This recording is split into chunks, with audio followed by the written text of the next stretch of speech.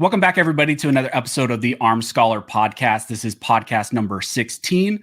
And for this one, I have a really special guest for you guys. I am super excited about this, and I'll explain, I guess, why I'm more excited about this. But with us today, we have John Lovell from the Warrior Poet Society. He is a veteran YouTuber content creator. I know people have issues with certain names, trainer. He runs the Warrior Poet Society Network. I believe he's also going to mention that he has a book coming out. So a lot of really cool things. And he just released a podcast, which I am candidly very much enjoying. So thank you, John, so much for joining us here on the podcast. It is really an honor to have you on.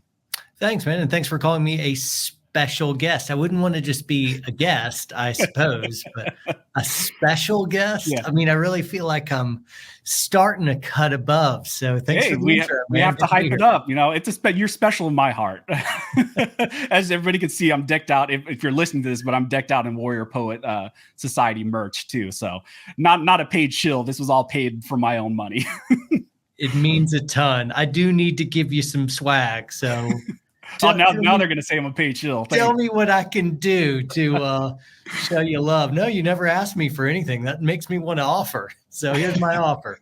Let's get you. Yeah. Hey, thanks for supporting the brotherhood. We got a good thing going on. You know, Warrior Poets are forces for good in a world where, you know, bad players lurk. We just saw this school shooting yesterday. Yeah. And holy cow, man, some Warrior Poets took them down. I wish more had been on the scene beforehand. Yeah. Yeah. We can get into that a little bit later, but, you know, it was pretty impressive, the response. I think it was 14 minutes from the total call to putting down the shooter. But really, I think they released the video today. It was about 4 minutes from when they got on location to stopping the shooter, which is pretty impressive. But John, if you just want to give us a quick spiel about who you are, what you do, and maybe what the Warrior Poet Society is and what was your purpose behind starting the Warrior Poet Society? Sure. I've got a kind of a crazy background where, you know, I've done some military hoorah kind of stuff. I've been a foreign missionary for a few years, did the whole college thing and got a degree. I've started different businesses, and really all that experience has kind of come to help me on my journey. And I'll best describe it as my own little warrior poet path, my warrior poet way. And so that journey has me trying to be a good dad and a good husband, but also a force for good in the world where violence lurks. And so I want to be able to be a good protector. And so I guess just a full-bodied man in that I'm a warrior and I'm a poet, a lion and lamb, a lover and a fighter. Because to be deficient in one of those areas, I think, is to be deficient in both. For real love protect. So anyway, that led to the founding of the Warrior Poet Society, as I'm just kind of living out my journey, and like-minded folks jump on board and grow along with me through YouTube space or over on WPSN, our streaming service where we're very active, or social media or podcaster or whatever. But folks that just the ethos resonates and they're on mission with me as brothers. Yeah. So the reason why I called you a special guest, and I think I've mentioned this before when I first met you in person, I think it was like last year in Georgia. But when I started my channel, I was watching you a lot on YouTube. Mm-hmm. And when I was conceiving of like, what did I want my name for my channel to be? It was really kind of a play a little bit based on, you know, the warrior poet, because, you know, I knew your guys' ethos and, you know, the purpose behind why you named your channel that.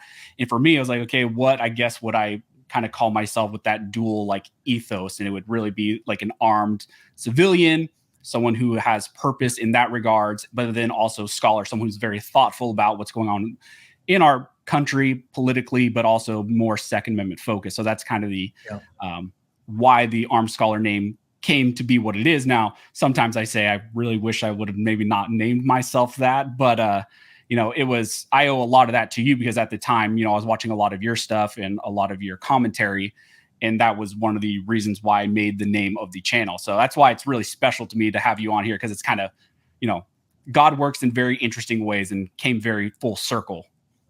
Well, hey, thanks for that. I'm glad to have been an influence. I was influenced by Dead Poets Society and the end of Braveheart. They fought like warrior poets, and warrior poet is a really ancient kind of term, but society, anyway, I was watching some good movies. And so everybody's influenced by, Somebody. people before us, nothing new under the sun, but I'm happy to help you on your journey. And I think it's a good name for a channel. When I first put eyes on Armed Scholar as a naming convention, I thought that's right up my alley. I like that. I leaned in.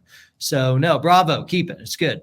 Appreciate it. So I'm just going to jump in some random questions that I had that I came up with. Maybe you answer some of these. So really you started focusing on your channel when I first started watching you. Maybe you're doing stuff before, but there was a lot of training emphasis in your videos, and you still do a lot of training emphasis in what you do. You just mentioned that you just got back from a trip doing some training, some rifle courses. So can you talk to us a little bit about that? What is your approach to training, self-defense, civilians being armed, and maybe how you approach it different from maybe some other trainers, and maybe where people would find value in what you're doing?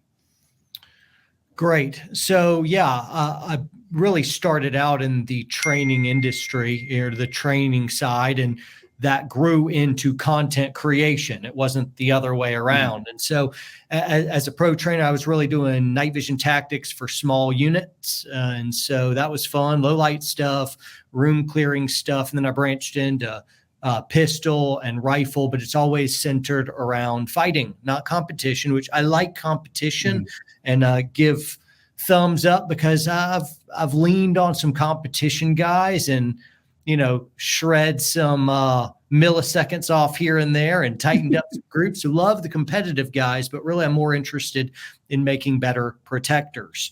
Now, I think most folks, even when I say that, who haven't really walked through the fires and done a good bit of training, don't really understand what I'm talking about. And the best way I could kind of pop the bubble is to say the only real way to get good at gunfighting is to gunfight. That's it, period. So that means all of the time we spend playing with guns and shooting paper on the range, all of it, it's kind of like hitting a heavy bag. It's good for you. It helps build some speed and some strength and whatnot, but it's no substitute for sparring. Really, it's supposed to get you ready for sparring. And once you're sparring, you never look at a heavy bag the same. It's just a tool. That's a stupid tool.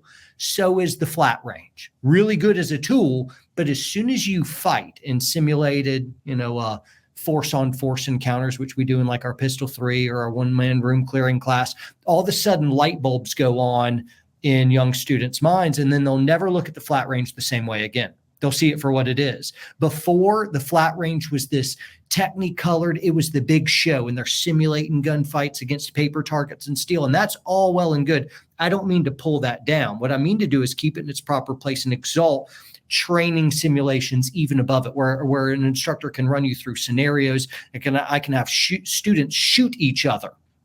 And when that happens, they actually start to grow in the flat range, which was all the rage before, goes from Technicolor to drab gray. It's just a tool. So that's what we show on our training classes over on WPSN, our app. And it's what students will see face-to-face, intimately and viscerally in our training classes in person. Yeah, and there's a few interesting jumping off points from there. But one of the questions that I want to ask you, and I ask a lot of guys who do quite a bit of training, you teach training, in our community, if you want to call the Second Amendment gun community a community, which, that has connotations within itself because everybody has different perspectives. Do you feel like there is too much of an emphasis on gear, equipment, buying the newest, Gucciest thing that Daniel Defense or Geisley or whoever releases over buying ammunition, training, and even just doing flat range stuff, not even going to do training or simunition related stuff? What is your perspective on that? Yeah, gear is important, but it's one of the least important out of all the kind of the big pillars of fitness and understanding tactical nuance and skills and mindset. Then there's gear. And out of these five, gear is by far the least important. However, it still is important. Mhm. So I don't want to just say, hey, have crummy, awful gear and train a bunch. I'm like, no, some good gear can definitely move some little hills. It just doesn't move mountains. Mhm. So if you were a really crummy shooter, to put it in a way that everyone understands, and you buy an awesome gun, it may like a Band-Aid cover over a little bit of the fact that you suck, but you're still a sucky shooter with a really expensive gun. Yeah. I'm like, I could have made you better in 5 minutes of training than your $5,000 gun could have done. And so training, there's no substitute for good training. You can't buy your way out. Mhm. So what would you say to someone like, and I even feel guilty. So I just have a new rifle right over here. I just bought another Daniel Defense upper and just built something. But, I have, you're in the YouTube space, the gun space, and you train and you do all that stuff. We have a little bit of a luxury of always getting to purchase and have the newest and greatest stuff, really, because it's part of our work. It's a little bit, I feel like sometimes it's a little bit different because it's part of our business. Right. But what would you say to the average person who maybe has a good setup? Where would you say, or what should they do to kind of make that first jumping off from just being a gun owner, maybe only going to the range? Some people, I hear that, they go like twice a year. How do they start to progressively invest in training and then eventually maybe go do like one of your courses and then escalate to doing force on force simunitions? Like, how would you talk to someone like that? Yeah, so I'm a man that's all about balance, and so you already kind of led me into it, which I appreciate, is to soberly look at your situation.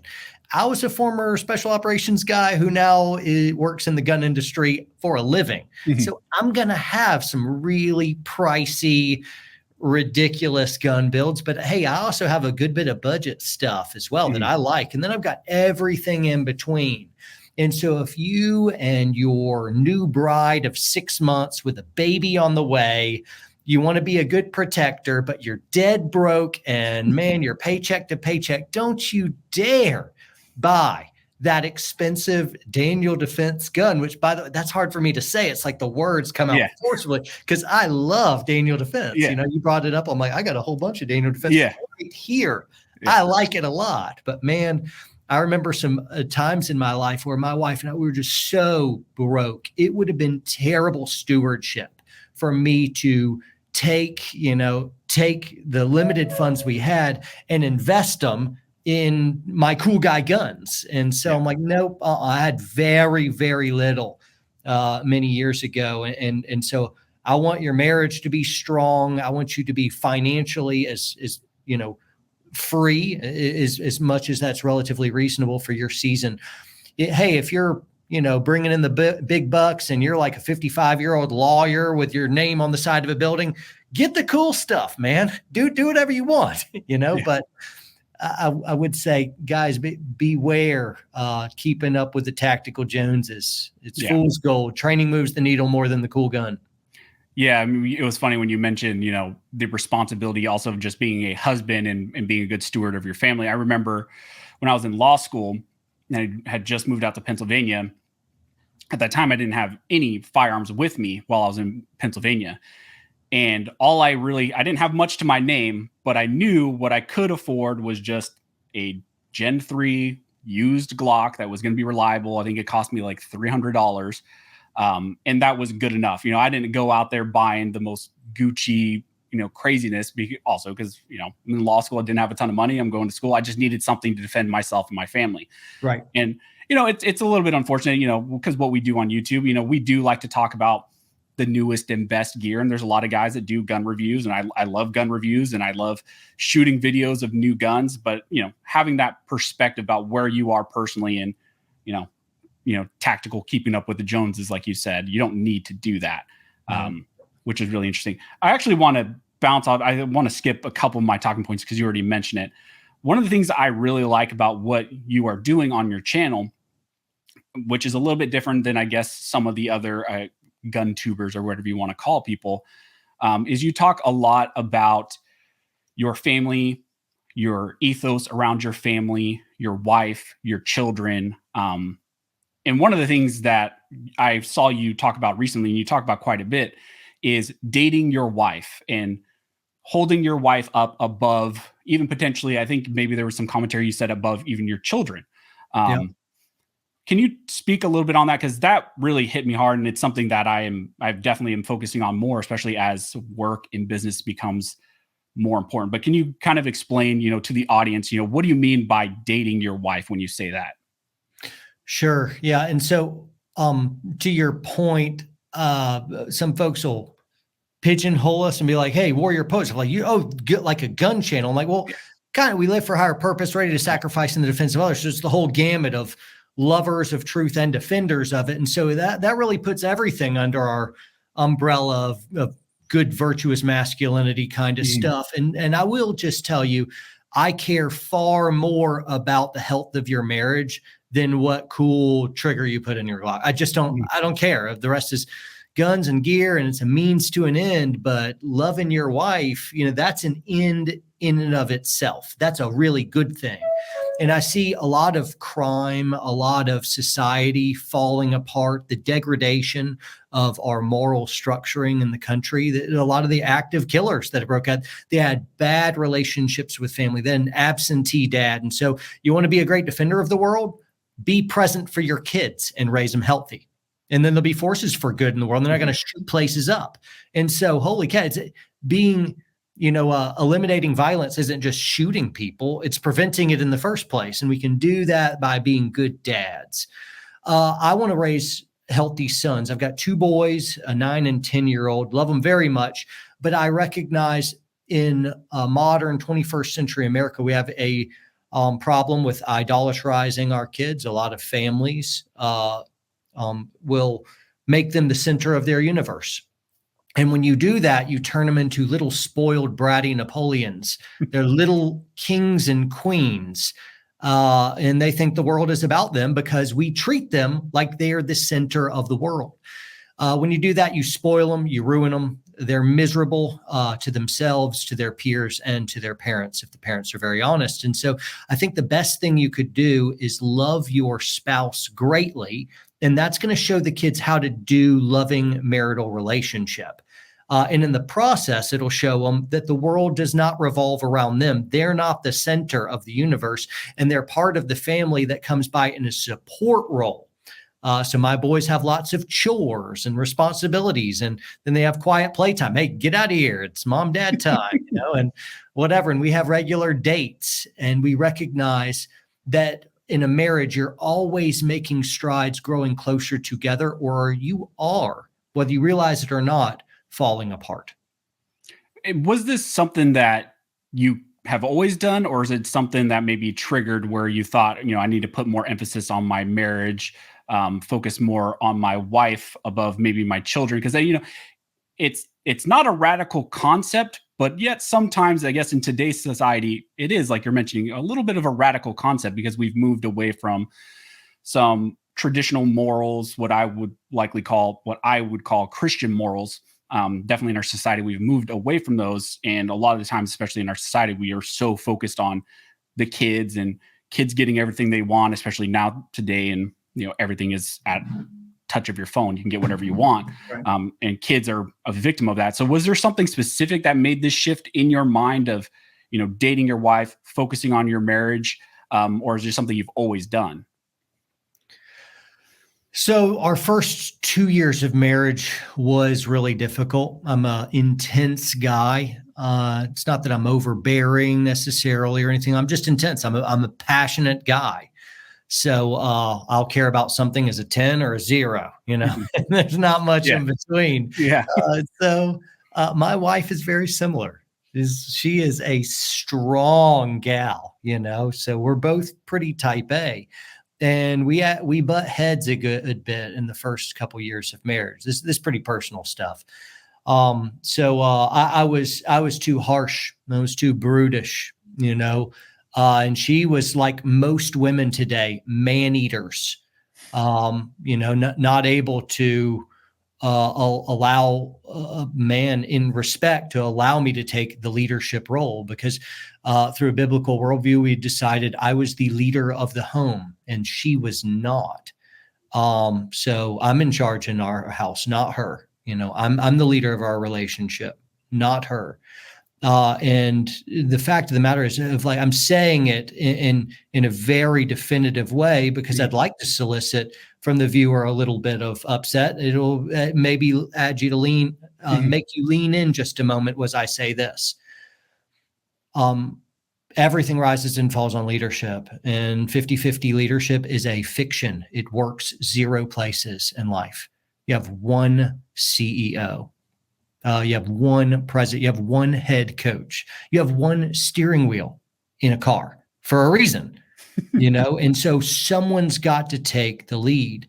Now, how that works out my leadership mantle means that I'm supposed to be a servant leader to my wife. So for instance, to show you all right, that's the truth. Now, the context that truth lives in is Jesus, when he washed his disciples' feet.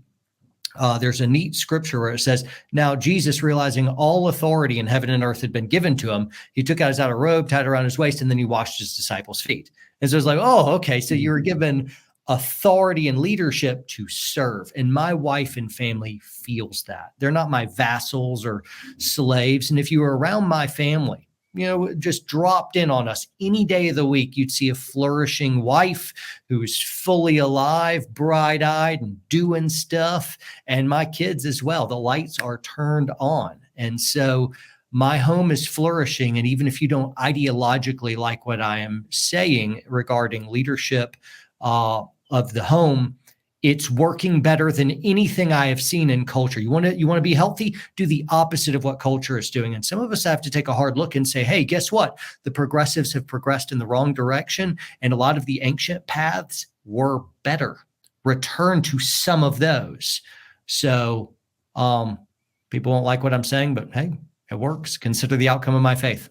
Yeah, well, that's why I said it may sound to people as controversial in some ways, but really, it's only because we've deviated from something that we've done historically for a long time. It's very biblical. And I love the Bible verse you're pointing to there. And it's just interesting when you talk about the nature of Jesus himself, when it talks about, he was God in nature, but did not consider it something to be grasped, to be held onto. So he humbled himself, stripping himself of, I guess, in some way, godly nature and becoming a man in flesh. Which is really important. And also, when you talk about leadership, you have all this authority, but it's not something necessarily always to be grasped to. You also, as a leader, are a servant to people, which as your role as a husband and a father, that's very important. Yeah. I think this is an interesting deviation too. Again, because your channel and what you do on social media is so multifaceted. I have seen a lot more recently. You have been a lot more outwardly vocal about your belief system, about your Christian worldview. Was there something specific that made you make that shift? And I mean, I don't even know if it's necessarily a shift, but just be so much more vocal about it.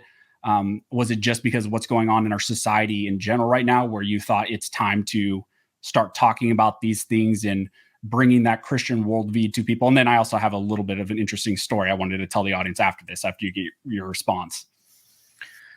So I've been given a platform, and what I find from the vast majority of our followers is they don't just care about gun stuff. They care about other stuff, thought leadership. And I'm on this journey, and I'm just going to talk about the stuff that matters most to me. And some folks will like that. Some folks just jump around and like, oh, let's look at John's training content, rock on. I'm like, hey, party on, do that. That's great. But other folks want to grapple with the hardest issues. I was always, even from the very beginning, you can go years back, and I was talking about faith. I'm talking a little bit more about politics than I ever have before, which I despise. I hate the politics stuff. The problem is I have been backed into a corner because politics swallowed everything up. You can't talk about anything now of what guns? Oh, that's a political issue. You talk about abortion of whoa, political issue somehow. The weather, climate change, political. Everything's politics now. And so now I can't talk about anything. And as we're wearing these PC muzzles, I can't even mention Second Amendment, which is always under attack and far more so in the last few years. And if we don't speak up, we'll lose Second Amendment, and then you're not able to do gun channel stuff. I understand how to get far better views and make more money. I know the formula. I know it. Blow stuff up, shoot a bunch of crazy stuff, and don't say anything controversial. But I would rather make less and have far less views. I cannot muzzle myself. I'm so irritated and angry at just the lostness that's going on and the precipitous decline of culture and masculinity in general. And as long as I have a platform, I'm going to shout our message from the rooftops because I think people direly need it. And I haven't been given a platform to just bring unto myself of like, I'm supposed to steward this for something good, and I'm going to go down with the ship. It was something interesting you said there is the degradation of masculinity, and that's a huge issue right now in our culture. How do you approach that, especially since you're raising two boys? What is your approach to, foster masculinity, and maybe what do you see as like some of the biggest downfalls in our culture right now in attacking masculinity? I mean, it'd be easier to try to pinpoint the areas that haven't been completely rooted up and turned upside down. Of like, Matt Walsh just did his documentary, What is a Woman? And no one can even answer that. Yeah, it's ridiculous. And so if you can't answer what a woman is, you don't know what a man is either. And so that part of the difficulty, I can't just talk about masculinity. You have to define masculinity. You have to talk about what it always was before. And folks just don't have a reference for it. In the secular circles, it's not much different than someone who identifies as a man or as a woman or as a non-binary, blah, blah, blah. It's like, holy cow, it's just people have no idea. But I would say, hey, it's at least protecting and it's providing and it's also being present. It's passing along the torch when you bring up sons of, I need to establish rites of passage and ensure my boys are imbued with good virtue. And I need to train up courage and the conquering of fear, standing up for others, seeking out truth with all of your might, and then living and dying by it. There is a great amount of hard work ethic. There's so much important virtues that men major on, and the world is being crushed under the weight of our absence. Yeah. One of my big frustrations right now, especially along the masculine discussion right now, culture is to even say, if you had, like, I don't have any kids right now, but if I were to have a son and I would want him to do XYZ activities because I think that would foster masculinity within him, even that is considered now, you can't do that. There are no masculine activities. Like you said, there is no more husband as the head of the household. There is no more of what we traditionally accepted, what is a male activities, which is very frustrating. And I would maybe push the audience, your audience and my audience, to invest in those more traditional concepts of masculinity, because that's how we've operated historically, before, 5 years ago, some of these discussions didn't even exist that we're having right now, of even just a question of what is a male female. But also just biblically, if you believe in the Bible and you believe in Jesus and all that, there are very clear defined roles of what a male is, what a male's purpose is, and what a female is, and what a female's purpose is. Yeah. But again, kind of going on a tangent. No, I like tangents. It's most of what I do. Most of what I do.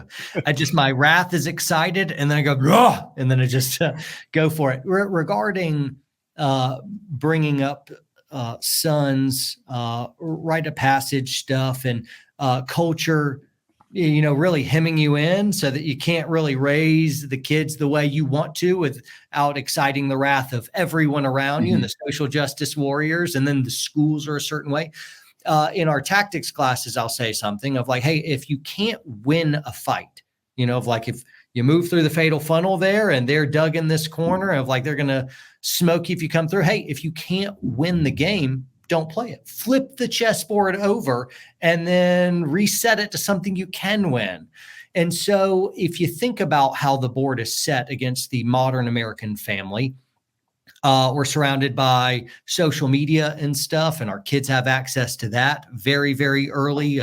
It's all kinds of just terrible, insecurity inducing, pornographic, gender confusion, all kinds of terrible stuff that's going to assail our young men.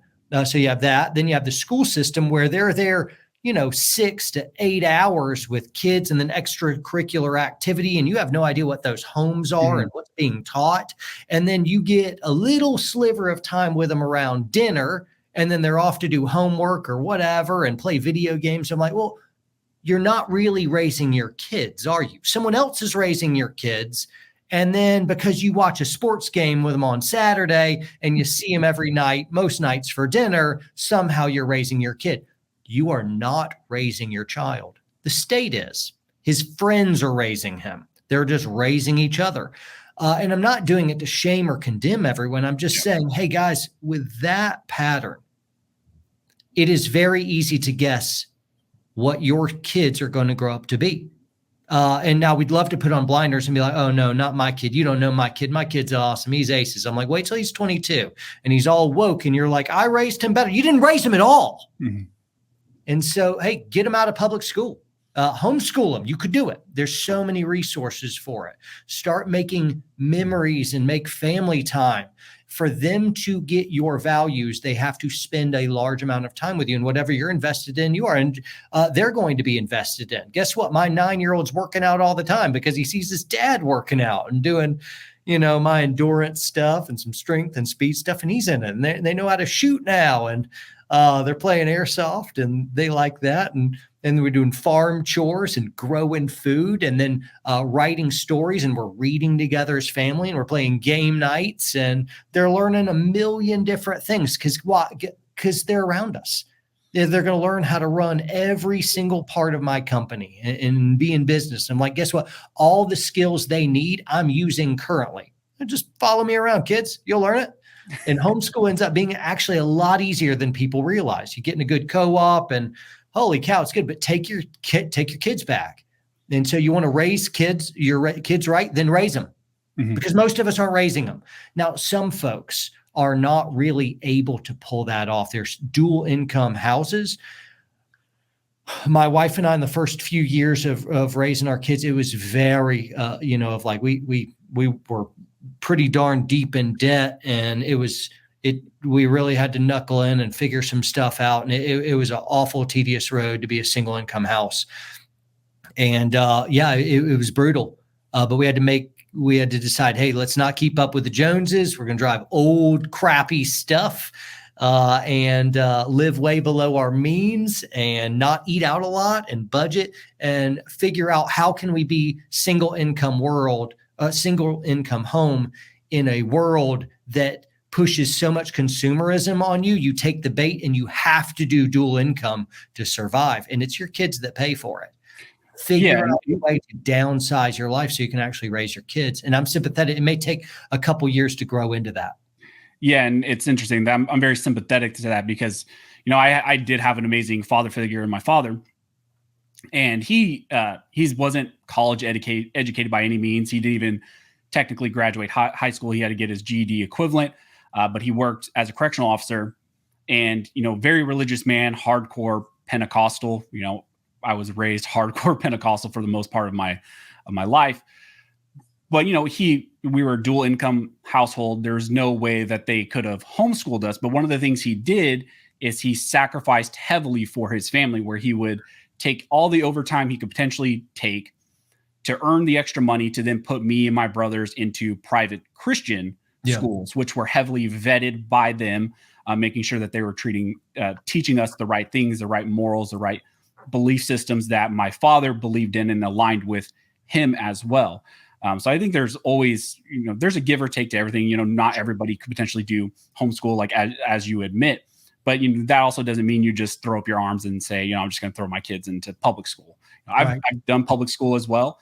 Yeah. I will say private school, the one I went to, was far superior in just education than the public school, the amount of attention. And I think that really set me up to then have the right morals and firm education, so that when I did go to the universities, which heavily pushed a very specific political agenda, I was able to not then be corrupted by that, because my father had invested not only in what he was doing at home, but also where he was sending me to school at a young age, so that I had those morals established, so that when I was faced with those other ideals and ideologies down the road, I wasn't then corrupted, and I was able to see them through what I believe is the correct lens. Because I can tell you from undergrad, I went to UC Santa Barbara, there was definitely a lot of corruption that was attempted while I was there. And then when I went to law school, I would say maybe there was like 5 right-leaning religious individuals in law school. The rest is completely dominated by students who are progressives. The teachers are progressives. I even remember I was forced to, this was years back, but I was forced to write a paper to pass my class, and it was advocating for transgenderism, the legal basis for transgenderism, why it was correct, and there was no other deviating ideology that was allowed to be presented in that paper. Now, a lot of people always ask me, what would you do in that situation? And I always recommend they do what I do. You just game the system. If you know you're going to have to be there and you need to do that for your degree, game the system, get your A, move on. But also just be aware of what they're trying to do. It's kind of my perspective on that. I guess let's get a little bit into, I know some people were going to want to talk about gun control and gun stuff. One of the hot topic things that's going on right now is the ATF's new rule on pistol braces. What is your feeling about that, John? Gee, those guys are super swell. So they're amazing people. I love everything they do. That's gonna be clipped. Watch. Yeah. So, I mean, the violation and just our basic constitutional rights is being so wildly taken advantage of. It's hard to even know where to start. Of like, I'm still back at having a carry permit is unconstitutional. Of like the Second Amendment says the government is not able to make any law that infringes on your access to firearms and your rights. Yet you have to get permission from the government to get a carry permit that says you can have guns. I'm like, that's the most blatant, obvious infringement of like, the Second Amendment protects you from the government. Government decides whether you get a permit so that you can exercise the Second Amendment. It's the most asinine thing, but because we've had it for so many decades, nobody questions anymore. I'm like, so I'm still that is unconstitutional. So all of a sudden you get to an entire organization like the ATF is turning its wrath to figure out, who can and can't have what. Of like, I'm still back at the permit thing. So obviously I've got a humongous problem with that. Now, if you want to focus on, drug cartels, trafficking arms across the border, go get them. Go get them. All right. Way to go. Well, but turning that governmental agency against law-abiding citizens under the pretense of protecting us, which is what tyranny always does. It says, hey, in order for your safety, we're going to take all your freedoms. And so don't fall for it. It's not gun control. It's people control. It always has been. Yeah. Even interesting on the permit side of, permit to carry. We've seen an interesting trend as far as states just saying we're fed up with this.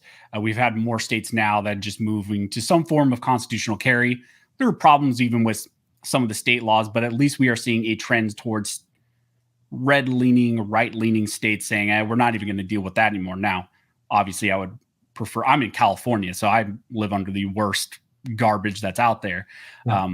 But I would love if we had even constitutional carry here. But we've even seen, I think as we're filming this right now, California legislator is hearing a new bill over concealed carry and permitting in response to the Supreme Court's decision. And they are just, again, flipping the board saying, we don't really care. We're going to pass however we want, with the whole vampire aspect of it, where a business has to give you permission to then concealed carry at that location, even if you have a permit, just completely flipping the standard on its head, which is absolutely ridiculous. Yeah, as far as the ATF, I mean, again, it's the hot topic with the pistol brace stuff. And it's funny, how we got here is we were having this discussion. I remember screaming on my channel when the whole bump stock stuff hit. Yeah. And a lot of people said, well, I don't care about, and I personally don't care about bump stocks as a accessory. That's not the point. Yeah, but it's not, not the point. And that's what I was screaming from the top of my lungs is you guys have to understand the administrative action and authority that's being taken as far as bump stocks. But I think a lot of people did not respond to that, again, because it's just not that cool topic that affected a lot of people. Then we had the frames and receivers issue with, 80%ers or, whatever you want the political class likes to call them. And even then we did mobilize a lot of people to respond to that, to issue comments. And, but again, it wasn't hot enough of a topic. And now pistol braces hit and it's affecting, lowest estimates is like 40 million people, probably way more than that. I think like 100 million plus. And we just need to realize that the ATF is taking a lot of carte blanche right now in their activities. The hope is, of course, that we can stop this through the judicial system. But I always tell people, even as an attorney in the Second Amendment space, in the Second Amendment litigation space, I don't even want any of these things to get to that point. No, if we are fighting at that point, it's a uphill battle. Right. Because once these things get put in place, you're talking about, at best case scenario, years worth of litigation, all while people are becoming felons, getting thrown in jail. They're attacking gun manufacturers, businesses, shutting them down and restricting our access to firearms so that we can defend ourselves. And then Right. also something importantly, you mentioned, defend ourselves against a tyrannical government, both foreign and domestic, which goes overlooked quite a bit in our community about the purpose behind the Second Amendment. It's not just being armed for your own personal self-defense and your family self-defense, but also defending yourself against the government, which our founders believed in because they just came off of a war with a tyrannical government. Right. Which again is interesting. I get a lot of tweets and responses a lot. And, the classic gun control argument is it mentions a militia. It's only for a militia. Well, no, if you look historically on some of the arguments for the founders, the militia, the right was not tied directly to the militia. It mentions the people, obviously. The people were a subset of the militia. And even if you just talk about Supreme Court precedent, that argument has had zero legal weight since 2008. Right. So why are we still even using that? But they drag us into these conversations about these weird semantics that don't even matter anymore. Right. Yep. Yeah. I'm worried about this executive order, and people point out, hey, executive orders aren't laws. I'm like, yeah, but what he can do and what this executive order has teeth for is it can greatly expand the control of already existing organizations. Mm-hmm. And I mean, like you look at of the FTC and the DOT, and now everyone's ganging up to harass, control the gun industry. It's like we're giving all these gun agents or ATF and FBI and all the systems of power coming together to basically harass.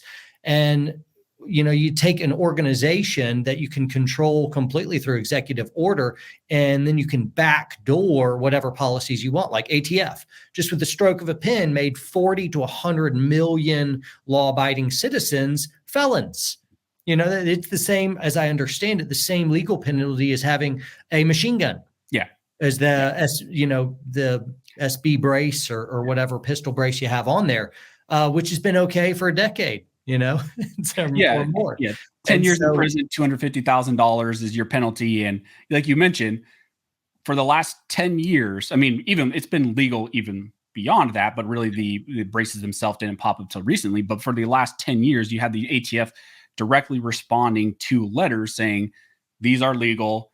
Doesn't matter if you can shoulder them, doesn't make them into a short-barreled rifle. But then all of a sudden, because Biden says, I want to do something as far as gun control, we just are supposed to forget all that. They can erase that. They can change statutory definitions through regulation, which they're not supposed to be able to do.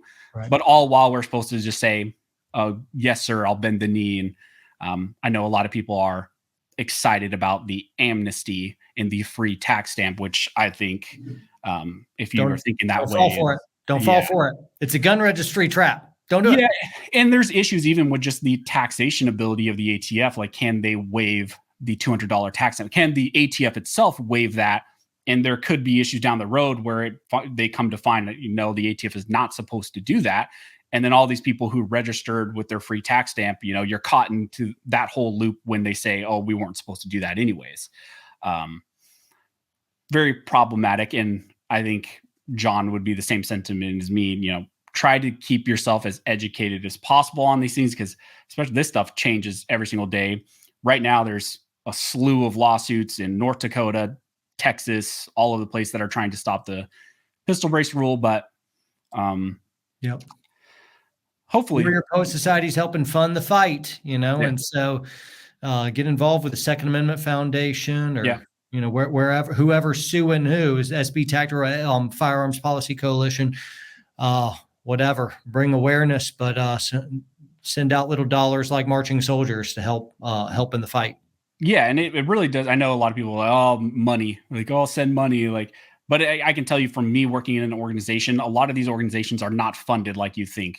We hear a lot about the NRA, but a lot of these other organizations that do great work, like GOA, FPC, SAF, state orgs like CRPA and New York State Rifle and Pistol Association, they don't have millions and millions of dollars of funds to back these lawsuits. They might only have maybe $100,000 to litigate this case all the way up to the Supreme Court, which is going to cost them significantly more than that. So whatever people can do to donate, it's important. I just got in the mail this morning a letter from Second Amendment Foundation saying, hey, thanks for being one of our top contributors, financial supporters, Warrior Poet Society. And I don't do that to just flex. I do that to inspire. Hey, we're in a big fight here. And so don't just think someone else is going to take care of it, Yeah, and right now we are fighting. Hey, I have issue with anybody that gets upset deeply whenever you ask them for any kind of money, especially for a good cause, of like we give to our local church. We give anonymously through all kinds of sources that are just private between me, whoever gets it, and God. You're not privy to that. I'm not letting anyone know that. Just know we're privately generous as we should be. The pro-life movement, we have been very generous in this. This is good causes. And the goal is, if you really believe in treasures in heaven, or you really want to be a force for good in the world, then money is a very easy way to do that. Easy, I say easy. It is a very good, solid, noteworthy thing. And a lot of the times the people that get most upset about giving $1 to a cause they already believe in are really just selfish and stingy. And then they'll begrudge the generosity of someone else, I think that sucks. I think that super sucks. So anyway. Yeah, and especially when I understand people have concerns because we've seen organizations not do the right thing with funds. But if you see an organization doing the work, winning battles, making a positive impact on the Second Amendment and winning a lot of these cases, or stopping certain bills at your state level or federal legislation, I don't think you should necessarily have hesitation. And I donate to all of them. I donate to my state level orgs, FPC, GOA, SAF. I support pretty much any organization that I think is doing the right thing. So it's not like I've been affiliated with one organization in the past, but I still always recommend donate to everybody, because that's what I do. I'm a member of multiple organizations, and even with the NRA, I don't a lot of people just talk about just dismantle the NRA. I don't necessarily think dismantle the NRA, but if we were to have a significant structural change, it could still be a movement for good in our cause. But I guess the one thing I want to do just to close this out is, ask you what you got going on. What is the Warrior Poet Society have going forward? What is your goal going forward? What should people look for from you guys? Big news, and I haven't talked about it. Like, I think this will be my first kind of public announcement outside of our own email list, is of like, we got a book, Warrior Poet Way. So there she is in all her glory. And so I've been working on this book for years. It's available for pre-order right now. But again, Man, I poured a lot of sweat. Hard. I guess I don't really sweat writing a book. That's not true. But like typing so hard, I'm just. I was on the pouring treadmill and sweat. I was sweating as I was typing. You're either typing too hard or you don't work out a lot, John. So no, of like years in the making, and I've really crystallized our ethos. I put the most important lessons for living well, or living free and dying well. And so some biographical stuff of whether it's war stories or very intimate kind of poetry I've written. I haven't aired a lot of that, but it's actually it's a book that people who don't like reading would even enjoy. And it speaks to goodness, not greatness, mastering fear, raising sons, learning to dance. That's a metaphor. But anyway, a lot of folks that I admire said really nice things about the book. And so I think it's a good thing, but it launches July 11th and it's available right now for pre-order wherever books are sold. So that's one big thing that would be a great support. The second biggest thing we have going on is our streaming service. We look at it like an arc. Hey man, your days on YouTube are limited, just like mine. Yeah. It's just a fact. We're building a castle on enemy terrain. We are not welcome ideologically, and the algorithms have quarantined us like little viruses. And then the plan is to slowly constrict your audience and make it smaller and smaller and smaller, particularly if you're talking about any of the Second Amendment issues that matter, or pro-life or pro-Bible, or whatever your value is. They hate that value. And so they're going to crush you. And so the idea is build a platform they can't crush. Or I'd have a very difficult time doing so. And our watchwpsn.com, that's our streaming service. So people sign up on watchwpsn.com and then download the app wherever apps are available of Roku and Android, iOS, Apple TV, whatever. But the website's there, Watch WPSN. So you can see all of our classes, like our gunfighting classes or long range precision or blades. We just had a kind of a master class of sorts of how to do home education with Matt Bodrow. That is a paradigm popper. That is awesome.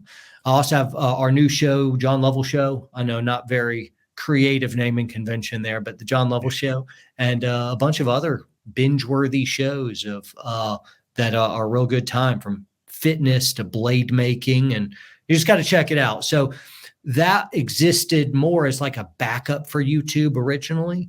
And then we started making all kinds of really good content, and all of our full tactical classes went on there. We keep loading it, but I saw it as like an arc. When it starts to rain, metaphor, poet, when it starts to rain and when we find ourselves more and more censored, that's a place where we can live. And so, but I'd need people to get on board. I need people to sign up and support us there. So anyway, that's what we're doing. Yeah. And I highly recommend anybody go subscribe, join. I think it's $99 for the entire year, or $9.99 a month. John didn't tell me, I just know that. But it's an interesting place. Like John had talked about, we deal with a lot of censorship over here on these platforms, and just not even just on YouTube, but a ton of other platforms. Bro, Instagram, Facebook, it's never been this bad. Right now, YouTube has killed us. Of like, we got our 2019 numbers right now. Of like, what? We're 5 times bigger. And 2000. Okay, guys, thanks. Screw you too. Yeah, and I know I'm sure you guys get this too, but I'll get a lot of comments. People like, go join Rumble, and it's like, well, first off, I organically post all of my videos over on Rumble. Yeah. The fact that you guys are telling me to go over on Rumble, and I've been on Rumble for the last 3 years, and you don't know that, just kind of shows that it's not really as viable as people say it is. And so that's why I appreciate what you guys are doing on the Warrior Poet Society Network, is you are giving a viable alternative for people to join, jump on that arc potentially early as well, before it begins to rain heavily. But you guys are also providing a lot of high quality content that is keeping people over there and engaged over there. Plus your new podcast, or your new show, the John Lovell Show, which is about as creative as my Armed Scholar podcast. So, but yeah, John, I just want to say thank you again for joining the podcast. I really appreciate it. When I reached out to you, I was I was very happy that you said you would jump on the show. And to me, again, it's I feel very blessed in my life. God willing, things, will continue to go the way that they are going. And I feel very blessed that, life has kind of come full circle and getting to meet you, have this conversation with you at this point when I would never have envisioned 3 years ago I would ever be doing anything like this. So again, just thank you for coming on. Well, I had a great time, and you're doing a great work. You're doing Thank you. really good stuff. I am a subscriber of yours. I watch and I learn from your stuff all the time. So your insight, your expertise is greatly valued by folks out there who just, hey, I need some thought leadership in the Second Amendment legal space. Of I don't know what I don't know. So teach me, Sensei. And anyway, should be saying that to you. we talked about this just via text real quick, but we'll go ahead and back up all your soon to post content from YouTube over on our app as well, in case all of a sudden, they struck you down, you wouldn't be out. So we'll spray away, brother. Yeah. So hope you guys enjoyed this. Next podcast will be releasing next week. But I always thank you guys for watching, and never forget, this nation was built by armed scholars, and this nation will be maintained by armed scholars.